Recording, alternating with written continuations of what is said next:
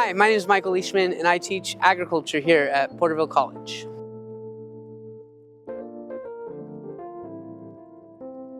I grew up in Tehachapi, a small mountain town just outside of Bakersfield. When I was there, I took agriculture classes like a majority of the students, and I had a bunch of fun. The first time I ever left Kern County was in an FFA trip. We went to Fresno State and went to UC Davis, explored all the colleges. I had a lot of fun doing the career development events, the competitions that they do in FFA. When I was done, I was looking for a career and trying to figure out what I wanted to do, and I told my father I was going to be a correctional officer like him.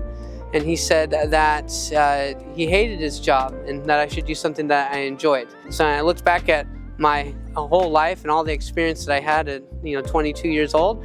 I realized I had a lot of fun in high school and that I wanted to continue my education in agriculture. And as I continued my education, going to Bakersfield College and focusing on agriculture, I realized I wanted to be an educator too. So the reason I wanted to teach agriculture was the teachers there impacted my life, and the industry itself is essential to everything that we do as a society. If it wasn't for agriculture, the United States wouldn't be the world power that it is.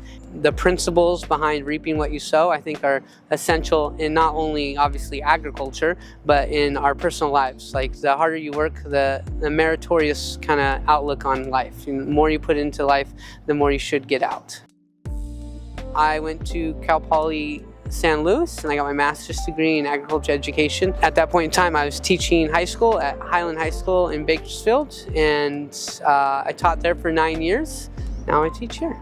I'm married. I have 5 children, ages from 10 years old, a 9-year-old, a 6-year-old, trying to think how old, she just turned 2, and then my last one will be 1 the day after Christmas. So I have 5 children, I have a big family, and my wife does more than her share of the work. So she works really hard to raise our children, and then I'm there as a support provider when I'm home. We have a farm where we raise goats, chickens, rabbits, peacocks, geese, ducks.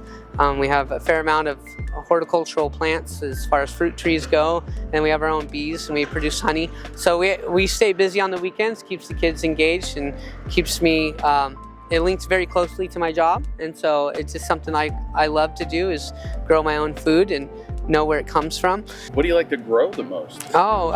Stone fruit. Stone fruit's my favorite. I like this hybrid. It's called an aprium. It's an apricot hybrid. So it has a texture of apricot, but the flavor of a plum. It's really nice. It's kind of, you think like pluout, right? Pluout has a plum texture, but a little bit of apricot. It's just the opposite of it. It's really good.